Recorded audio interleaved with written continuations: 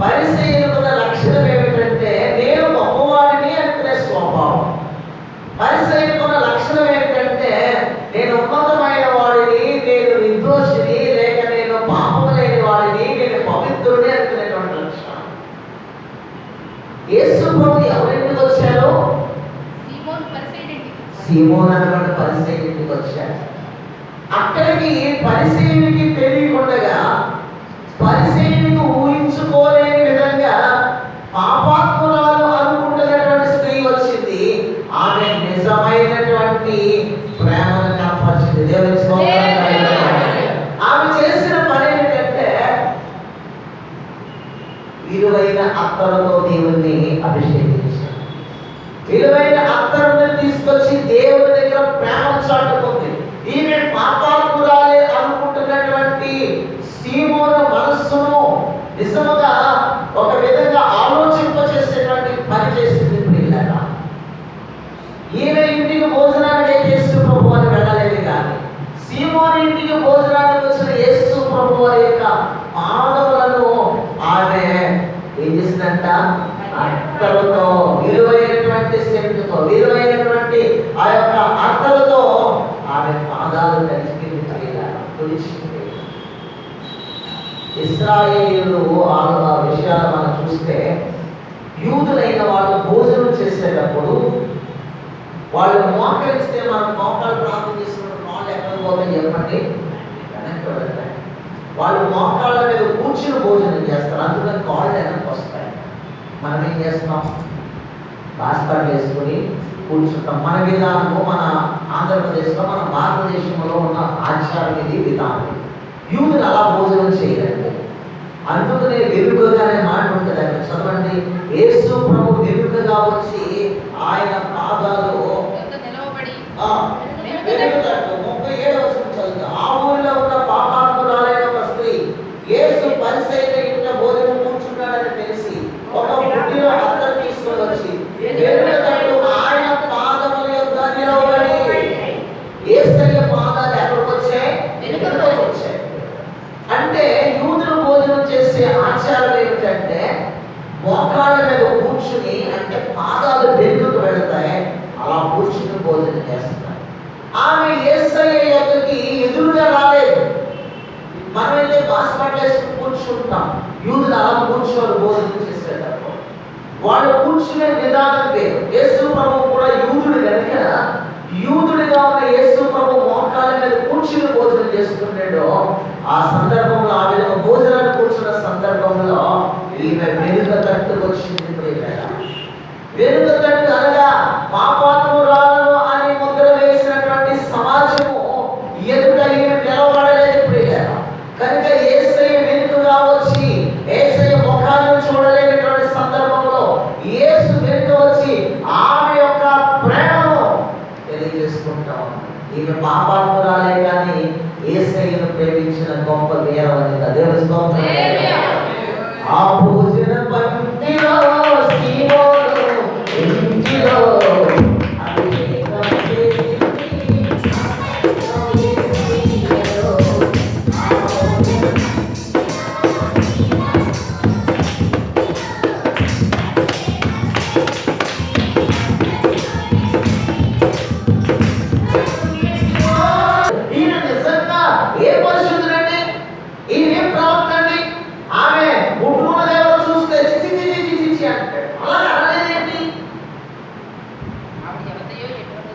ఆమె ఎవరియో ఎలాంటిదో ఎరిగి ఉంటుంది కదా.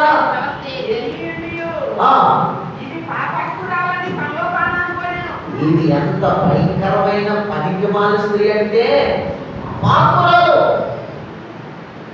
సమాజము ముద్ర వేసింది. కానీ ఆమెను చూసి పరిసయ్యుడైన సీమోను ఆశ్రయించుకుంటున్నాడు. కానీ దేవాది దేవుడు ఏమన్నాడు తెలుసా? ఇదిగో ఈమెను గురించి భూమి మీద ఈమె చేసిన కార్యముల గురించి ప్రశంసించబడుతుంది అన్నాడు. ఈమె ప్రజల్లో పాపాత్మురాలే కనబడవచ్చు, కానీ ఈమె ఎలాంటిదో తెలుసు అంటే ప్రభువుని ప్రేమించినటువంటి స్త్రీ. ప్రభువును ప్రేమించిన స్త్రీ, ప్రభువును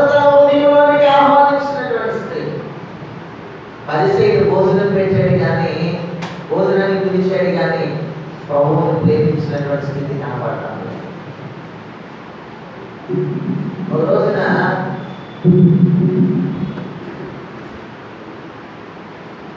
పెనుమాల్లో భోజనంకి పాత్ర తెచ్చుకుంటారు కదా, ఆ భయంకరమైన అనుభవం లేదు.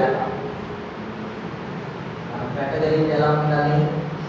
ప్రేమపూర్వకంగా పరిస్థితిని పిలిచి యేసు ప్రభువును అవమానించడమే కాకుండా ఆ స్త్రీని గురించి పాపాత్మురాలు మరి అక్కడికి కూడా వెరీ గుడ్. ఈ పాపాత్మురాలు అనేది తెలియదా ప్రవక్తకి? ఆమె ముట్టుకుంటుంటే నన్ను ముట్టుకోవద్దని చెప్పడం తెలియదా?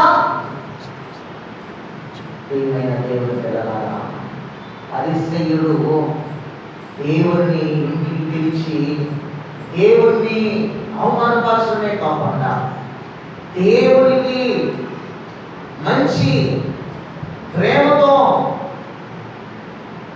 ఆ స్త్రీ చేస్తున్నటువంటి ఆ గొప్ప అభిషేకాన్ని చూడలేనటువంటి పరిస్థితిగా ఉన్నాయి.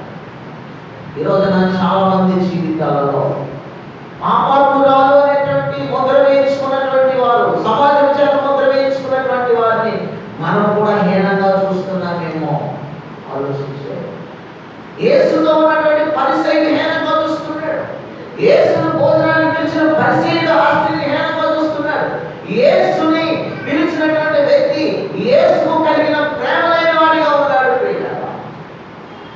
ఈరోజు నా పాపాత్మురాలే కావచ్చు, కానీ ఆమె ప్రభువుని ప్రేమించిన స్త్రీ. ఆయన అన్నాడు, నేను పాపులను పిలవచ్చింది కానీ నీతిమంతులను పిలవడానికి రాలేదు అన్నాడు. ఎంత గొప్ప ప్రేమ అంటే ఆయన. ఆ మాట ఒకవేళ ఈ యొక్క పరిస్థితి మర్చిపోయాడే కానీ పాపాత్మురాలను ముద్ర వేయించుకున్నటువంటి, సమాజం చేత ముద్ర వేయించుకున్నటువంటి ఈ స్త్రీ మాత్రం మర్చిపోలేదు. యేసు ప్రభు ప్రేమ ఎంత గుర్తించింది కానీ భోజనానికి పిలిచినటువంటి ఆ యొక్క పరిస్థితిని గుర్తించారు. ఇంకొక స్త్రీ గురించి మనం జ్ఞాపకం చేస్తాం. ఈమె పాపాత్మురాలైనటువంటి ఒక స్త్రీ, పాపాత్మురాలైన ఒక స్త్రీ. రెండవ స్త్రీ మనం బాగా పరిచయం చేయలేదా? మార్కు సువార్త 5వ అధ్యాయం, మార్కు సువార్త 5వ అధ్యాయం 25వ వచనంలో చూద్దాం. 12 ఏళ్ల నుండి ఈమె ఎవరండి? ఇలాంటి స్త్రీ ఎవరు? పాపాత్మురాలైన ఒక స్త్రీ. ఇక్కడ 12 ఏళ్ల నుండి రక్తస్రావం కలిగిన ఒక స్త్రీ. 12 ఏళ్ల నుండి రక్తస్రావం కలిగిన ఒక స్త్రీ, అక్కడ పాపాత్మురాలైన ఒక స్త్రీ. ఈ రెండవది మనం చూస్తే ఈమె మనకు చాలా సుపరిచితం. ప్రియులారా, బాగా తెలుసు మనకి. మనం దేవుని ఎదిగినటువంటి దగ్గర నుండి కూడా ఈ స్త్రీ గురించి మనకు బాగా తెలుసు. ఈ స్త్రీ గురించి మనం బాగా అవగాహన కలిగినటువంటి వాళ్ళము. అయితే ఈ స్త్రీ గురించి ప్రభు మనతో ఏం మాట్లాడుతుందంటే, 12 ఏళ్ల నుండి రక్తస్రావం కలిగినటువంటి ఒక స్త్రీ ఉండేను. ఆమె అనేక వైద్యుల చేత ఏం చేసిందంట? ఎన్నో తిప్పలు పడి తాను కలిగినంతయు వ్యయం చేసుకొని ఎంత మాత్రము కూడా ప్రయోజనం లేక మరింత బాధపడెను. ఆమె యేసును గూర్చి విని నేను ఆయన వస్త్రము మాత్రం ముట్టుకొనిన బాగుపడుతుంది అనుకుని జనసమూహములో ఆయన వెనుకకు వచ్చి ఇక్కడ కూడా ఈమె ఎక్కడికి వచ్చిందండి? అక్కడ కూడా ఆమె వెనుకకు వచ్చింది. ఇక్కడ కూడా ఈ యొక్క భయంకరమైన వ్యాధి కలిగినటువంటి స్త్రీ 12 రోజులు కాదు, లేక 12 వారాలు కాదు, 12 నెలలు కాదు, ఏకంగా 12 సంవత్సరాలు వ్యాధి కలిగినటువంటి స్త్రీ. 12 సంవత్సరాల నుండి రోగం కలిగినటువంటి స్త్రీ, 12 సంవత్సరాల నుండి వ్యాధులు కలిగినటువంటి స్త్రీ, 12 సంవత్సరాల నుండి సమాజం చేత ఇదిగో భయంకరమైన వ్యాధి కలిగిన స్త్రీ అని ముద్ర వేయించుకున్నటువంటి స్త్రీ. ఈ 12 సంవత్సరాల నుండి సమాజానికి సంబంధం లేనటువంటి స్త్రీ, 12 సంవత్సరాల నుండి కుటుంబానికి సంబంధం లేనటువంటి స్త్రీ, 12 సంవత్సరాల నుండి భర్తతో సాంగత్యం లేనటువంటి స్త్రీ, 12 సంవత్సరాల నుండి బిడ్డల దగ్గర సంతోషం లేనటువంటి స్త్రీ ఒక 4 దినాలంటేనే భయంకరమైన పరిస్థితి. అలాంటిది ఏకంగా 12 సంవత్సరాలు వేదన, రోగము కొంత కృంగదీస్తుంటే ఆమె వేదన మరికొంత కృంగదీస్తూ వస్తుంటే అనేకులు అదా ఇదా ఎంత భయంకరం. ఫంక్షన్కి వెళ్ళడానికి లేదు, కుటుంబ సభ్యులతో కూర్చోడానికి లేదు, కుటుంబంతో ఐదుతో సరదా ఉండడానికి లేదు, భర్తతో సంతోషం లేదు, సమాజంలో సంతోషం లేదు, కుటుంబంలోనే ఉన్నది కానీ కుటుంబానికి దూరంగా ఉన్నటువంటి స్థితి, సమాజంలోనే ఉన్నది కానీ సమాజానికి దూరంగా ఉన్నటువంటి స్థితి. 12 సంవత్సరాల నుండి భయంకరమైనటువంటి వ్యాధితో నింపబడినటువంటి స్థితి, విచారపడుతున్నటువంటి స్థితి. అయితే ఆమె లేనిది కాదు, మంచి డబ్బున్నదే. ఎందుకంటే ఆమె కలిగిన దాంతో అక్కడ రాయబడింది. ఆమె చాలా వేద విధురాలను రాయబడలేదు. ఇక్కడ ఆమె డబ్బు ఉన్నటువంటి దాన్ని క్లియర్గా మనకు అర్థమవుతాను. చదవండి అన్నమాట. ఆమెకు కలిగిన దాంతో అనేకమైన వైద్యుల దగ్గరికి వెళ్ళి, ఇది ఆ డాక్టర్ గారు చాలా బాగా చూస్తారు. కొంతమంది డాక్టర్లు గారు చెప్పుకోలేని పరిస్థితి. ఏంటమ్మా, కొంత చెప్పుకొని కొంత చెప్పుకోలేని పరిస్థితి. కొంతమంది స్త్రీలు డాక్టర్ గారు కూడా చెప్పుకోలేని పరిస్థితి. పోలే మనకంటే ఏడే కదా అనుకుని, అయినప్పటికీ చెప్పుకుందాం అనుకుని ఆ వ్యాధి గురించి హాస్పిటల్లోకి వెళ్ళాలి, ఆ డాక్టర్ గారితో చెప్పుకోవాలి, బాగుపడాలి అనుకుని వెళ్ళేటువంటి వాళ్ళు దగ్గరికి డాక్టర్ గారి దగ్గరికి వెళ్ళేసరికి ఆ వ్యాధిని దావ చేసుకున్నటువంటి పరిస్థితి.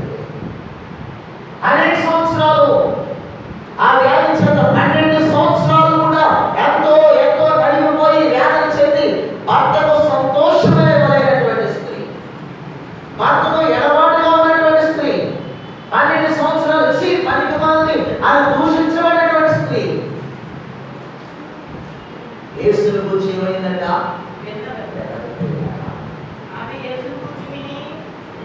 అందరి ముందు విన్నది. ఎవరి గురించి విన్నది?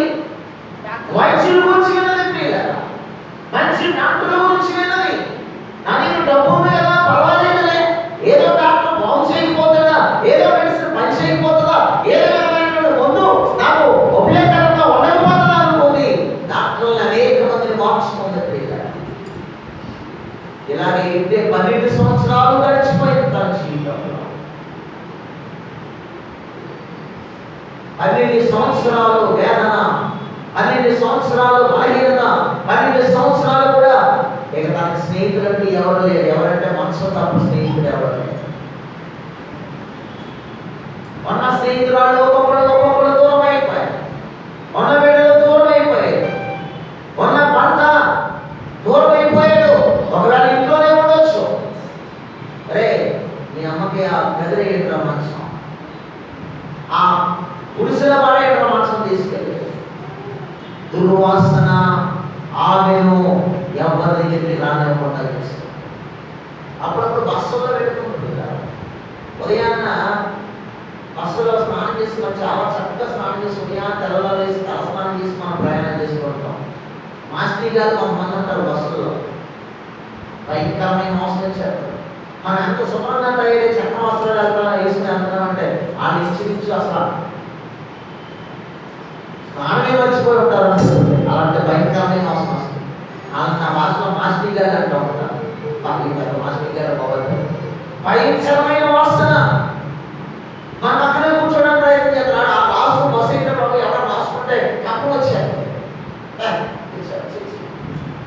మన ఇంటికి వెళ్ళిన తర్వాత అలా స్నానం చేసినట్టు మనకి చికాకు వచ్చారు, కప్పలు వచ్చారు. 4 రోజులు స్నానం చేయలేకపోతేనే అంత భయంకరమైన వాసన వస్తే ఈమె శరీరంలో నుండి ప్రవహించేది తెలుసా? రక్తము, ఉరికి రక్తం, పనికి మారిన రక్తము స్రవిస్తూ ఉంది. ప్రియులారా, ఒక రోజు కాదు, ఒక నెల కాదు, ఏకంగా 12 సంవత్సరాలు ఆమెను ఆ రోగము దూరం చేసేస్తుంది. 12 సంవత్సరాలు ఆ రోగము ఆమెను మనశ్శాంతి లేకుండా చేసింది. 12 సంవత్సరాలు ఆ భర్తతో సాంగత్యం లేకుండా చేసింది. కారణం ఏంటంటే ఈమె రోగము భయంకరమైనటువంటి రోగము. ప్రియులారా, ఈ రోగం యేసు దగ్గరికి వెళ్ళడానికి పురుగొల్పింది. దేవునికి స్తోత్రం. అందరూ ద్వేషిస్తే యేసయ్య నన్ను ప్రేమిస్తాడు, యేసయ్య నన్ను ప్రేమిస్తాడు. గొప్ప విశ్వాసం కలిగినటువంటి వ్యక్తి. మొదట మనం చూసాం, ఆ స్త్రీ దేవుని ప్రేమించినటువంటి స్త్రీ, పాపాత్మురాలే, దేవుని ప్రేమించింది. ఈ స్త్రీ భయంకరమైన వ్యాధిగ్రస్తురాలే, కానీ గొప్ప విశ్వాసం అతన్ని లేవనెత్తింది, నిరీక్షణ ఆమెను నడిపించింది. దేవుని స్తోత్రం. విశ్వాసము మంచం మీద నుండి లేవనెత్తింది.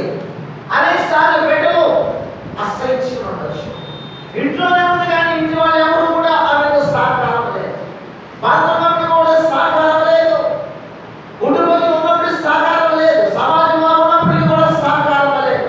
12 సంవత్సరాల నుండి వ్యాధులు అనుభవిస్తోంది.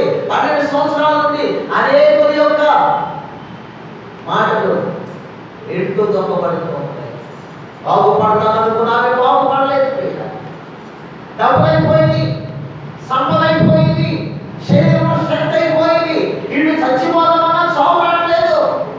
ఒక రోజు యేసుని కూర్చి వెళ్ళినటువంటి ఆమె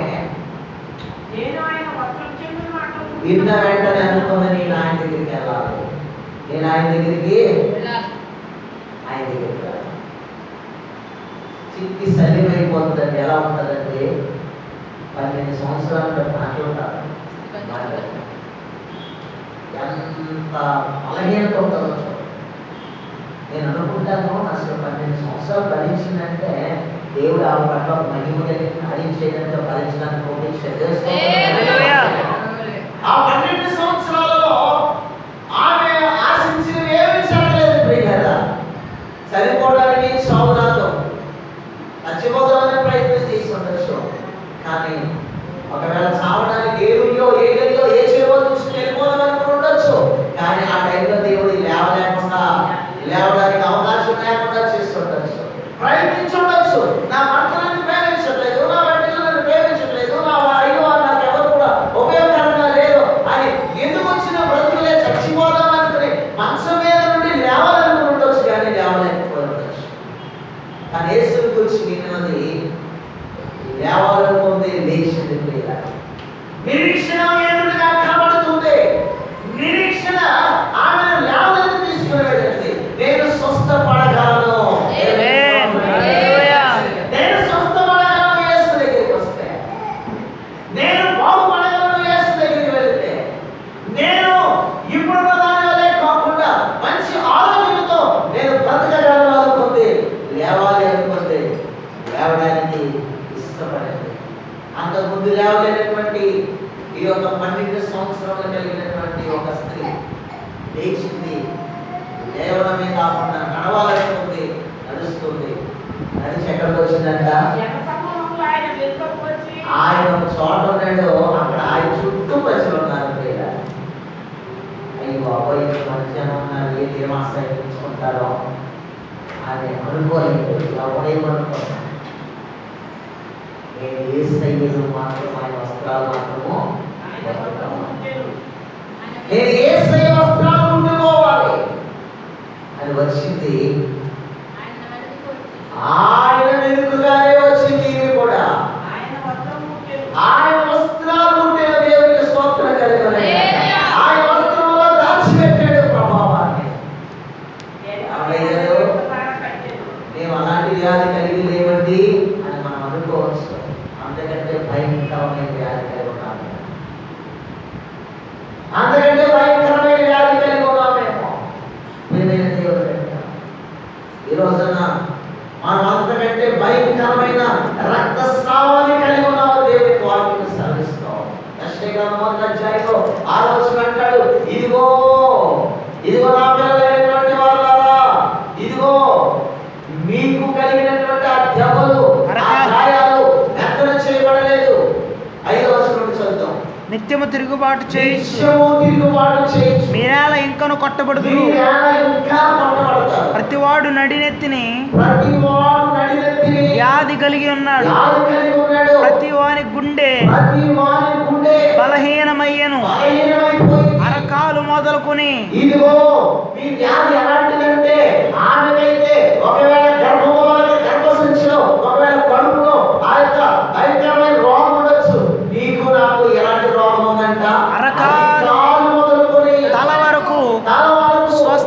కొంచెమైనను స్వస్థత లేదు. ఏ మాత్రం కూడా లేదు. కొంచెమైనను లేదు. ఆ, ఎక్కడ చూచినను ఎక్కడ నీ శరీరంలో చూసినప్పుడు గాయములు, గాయాలు, దెబ్బలు, దెబ్బలు, పచ్చి పుండ్లు పచ్చిపుండ్లు, అవి పిండబడలేదు, అవి పెట్టబడలేదు, కట్టబడలేదు, కట్టబడలేదు, తైలముతో మెత్తగా చేయబడలేదు. నీ గాయాల నుండి రక్తము స్రవిస్తూ ఉంది, నీ దెబ్బల నుండి రక్తము స్రవిస్తూ ఉంది, నీ యొక్క శరీరం నుండి అధికారులు మొదలుకొని తల వరకు ఎక్కడ స్వస్థత లేదు, గుండెలో రక్తము స్రవిస్తూ ఉంది. ఎక్కడ చూసినా ఈమె 12 సంవత్సరాల నుంచి వ్యాధి కలిగినదేమో కానీ దేవుని పిల్లలుగా మన జీవితంలో భయంకరమైన వ్యాధులు కలిగి ఉన్నాం. ఎలాంటి వ్యాధి? దేవుని దగ్గరికి రాలేనటువంటి వ్యాధితో చాలా మంది ఉన్నారు ఈ రోజున. ఆమె 12 సంవత్సరాల వ్యాధి మొదలు పెట్టుకోవడానికి గల కారణం ఏంటో తెలుసా? యేసు ప్రభు దగ్గరికి రావడానికి ఇష్టం లేదు. నాకు వైద్యులు ఉన్నారు, నా దగ్గర డబ్బు ఉంది, నాకు మంచి పలుకుబడి ఉంది, నాకు మంచి జ్ఞానం ఉంది, నాకు బాగా తెలివి ఉంది, నేను మంచి వైద్యుల దగ్గరికి వెళ్తాను, అవసరమైతే వెళ్తాను, రాయవేలు వెళ్తాను, నేను స్వస్థపడగలను అనుకుని ఏం చేసింది? 12 సంవత్సరాల నుండి కూడా యేసయ్య మాట వినబడుతూ ఉండొచ్చు కానీ వినలేదు. అనేకుల మాట వింది, అనేక ప్రాంతాలకు ప్రయాణం చేసింది, అనేక విధాలుగా తన డబ్బును నీళ్ళవలే ఖర్చు పెట్టేసింది. ఏమైనా దేవుని సంగమా, ఏమైందో తెలుసండి? చివరికి 12 సంవత్సరాలు అయిపోయింది కానీ స్వస్థత రాలేదు. యేసుని గురించి ఎంత ఇవ్వలేదు సార్. శవమైతేనే కానీ ఎవరో మాట్లాడారు, ఎవరు ఇవ్వకపోతే సంపూర్ణంగా గుడ్డి తీసేయాలి, మొత్తం ఇంట్లో వదిలిపోవాలి, ఒంట్లో వదిలిపోవాలి. అంత అయిపోయిన తర్వాత మన అమ్మ ఎవరు చూడకపోతే అప్పుడు దిక్కులేని వాడలో ప్రభు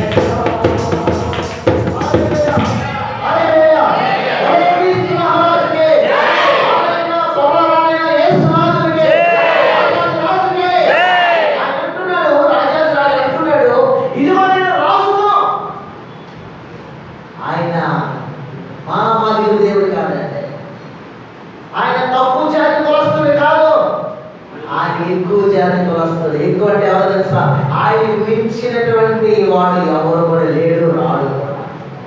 ఆయన శక్తివంతుడు, ఆయన పరిశుద్ధుడు, ఆయన పాపం లేనివాడు. నాలో పాపం ఉందని ఎవరు రుజువు చేయాలని శాసించి ధైర్యంతో ఆజ్ఞాపించినటువంటి ఆయనకి కులం లేదు, మనకు కూడా కులం లేదు. మనం ఎవరో చేస్తా, మన కులం ఏంటి చేస్తా?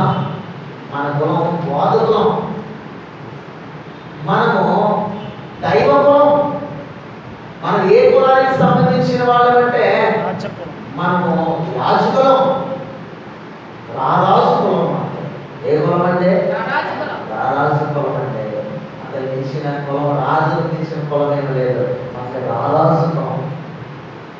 ఆయన మన రాజు, మన యువరాజు. మన ఎవరండి? యువరాజులం. యువరాజులు అంటే ప్రిన్స్, రాజకుమారులు మనం. యువరాజులకి ఏది లోటు లేదు.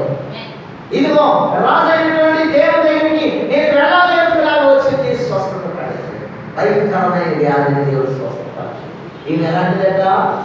12 సంవత్సరముల వ్యాధి కలిగిన ఒక స్త్రీ. 3వ స్త్రీని జ్ఞాపకం చేస్తాను. ఆమె గొర్రులాలంటే రాజుల గ్రంథము 2వ రాజుల గ్రంథము 4వ అధ్యాయం 8వ వచనం. 2వ రాజుల గ్రంథము 4వ అధ్యాయం